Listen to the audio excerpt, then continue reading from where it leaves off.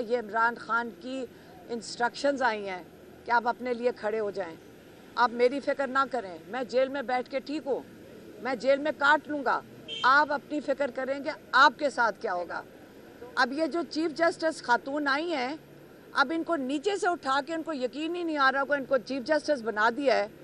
तो अब chief justice को अगर ऑर्डर आएगा लाहौर के चीफ जस्टिस को कि आप ये सारे जज, सारे एटीसी के जजेस को तब्दील कर दिया गया है, ये पीछे से कौन तब्दील कर रहा है? ये नवाज शरीफ की हुकूमत और उसके पीछे उनके पीछे इस्टेब्लिशमेंट। इस वक्त क्या हो रहा है, पीटीआई के एमएनएस को अगवा किया जा रहा है, उनकी फैमिलीज को उठाया जा रहा है। किस लिए? ताकि काजी फायज ईसा को एक्सटेंशन मिल सके। आपने फ़ौज की बात की, अदारे की बात की है। मेरे और मेरे बहन के जो हस्बैंड हैं दोनों एयरफोर्स में थे, तो हम तो खुद इस फ़ौज के साथ हमारा ताल्लुक़ है। तो अगर कोई अपने खदशात हैं आके हमें बता दे, हमें क्या पता है, मैं क्यों बात करूं? उसको मसला तो उसको है जो हमारे भाई को जेल में डाला हुआ है। उस मसला तो जिसको है वो आके बात करे, बताएं तो सही उनका मसला इमरान खान से है क्या। इमरान खान कल कह रहे थे, कहते 7 बजे उठाकर मेरे पास आज़म सवादी को भेज दिया, मुझे सोए हुए को उठाया और आके यही कहना था, हाथ पाँव जो पकड़ के कहते जी वो मिन्नतें कर रहे हैं कि आप जलसा कैंसिल कर दें, पोस्टपोन कर दें। और उन्होंने अली अमीन बहुत जो भी वो काम कर रहे हैं, उनको बड़ा मुश्किल हालात में वो काम कर रहे हैं। पहले ये भी सोचें कि उनके साथ आपका ख्याल है कितना आसान है इस वक्त, सेंटर उनको पैसे नहीं देता। बिस्मिल्लाहिर्रहमानिर्रहीम। अभी सहाफ़ी पूछ रहे थे कि आज आप क्या बताने लगी, हम वही बता सकते हैं जहाँ से हम आए हैं, वो है कोर्ट रूम।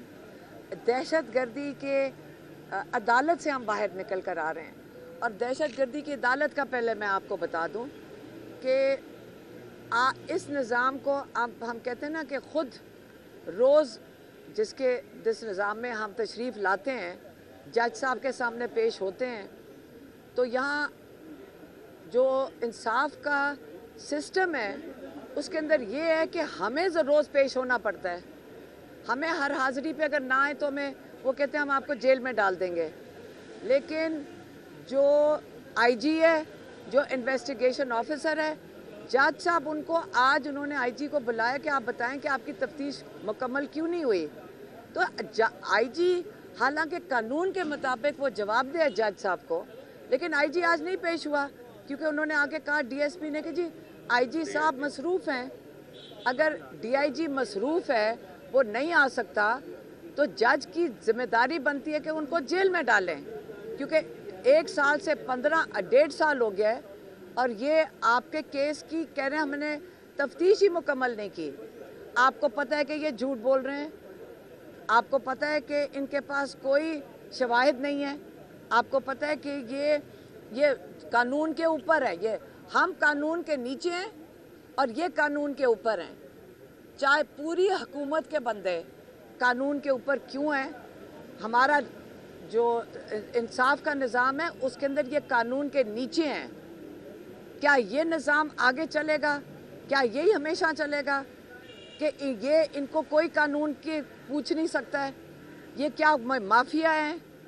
क्या ये हमारा इंसाफ का निज़ाम है? अमेरिका के अंदर जज को इलेक्ट करते हैं, यहाँ पे अगर एक बेचारे जज को एक बंदा अपॉइंटमेंट देता है कि जी मैंने तुम्हें फेवर करके यहाँ जज बनाया है, तो वो बेचारा जज की मजबूरी है कि उसी के लिए करे, उसको ही सुने जो उसको जज लगाएगा।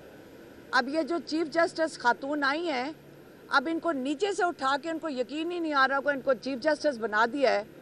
तो अब चीफ जस्टिस को अगर ऑर्डर आएगा लाहौर के चीफ जस्टिस को कि आप ये सारे जज अब तब्दील कर दें, क्योंकि जज इस वक्त इंसाफ देने का कह रहे हैं, तकाजे पूरे करना चाहते हैं।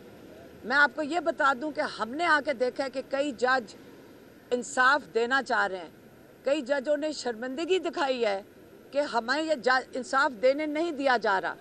जैसे ही उन्होंने इंसाफ के तकाजे पूरे करने चाहे, क्योंकि वो भी फंस गए हैं, वो कहते हैं बस ख़त्म करो और चलाओ केस को, सारे एटीसी के जजेस को तब्दील कर दिया गया है।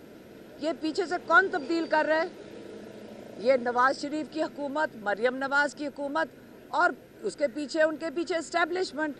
ये गठजोड़ जो है ये छोटा होता जा रहा है।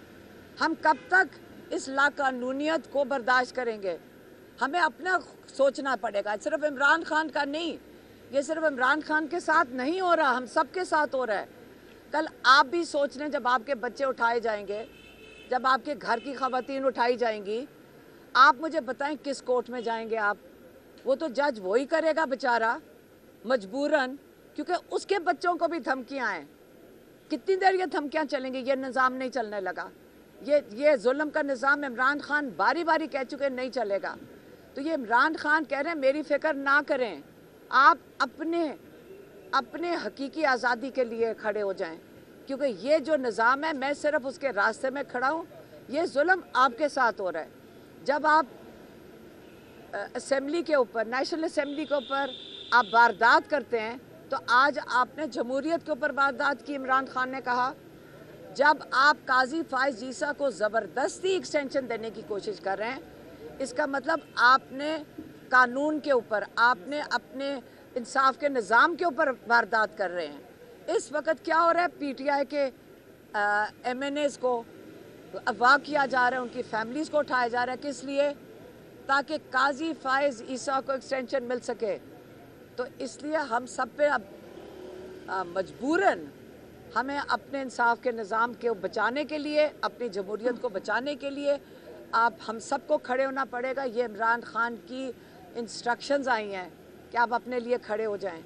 आप मेरी फ़िक्र ना करें, मैं जेल में बैठ के ठीक हूँ, मैं जेल में काट लूँगा।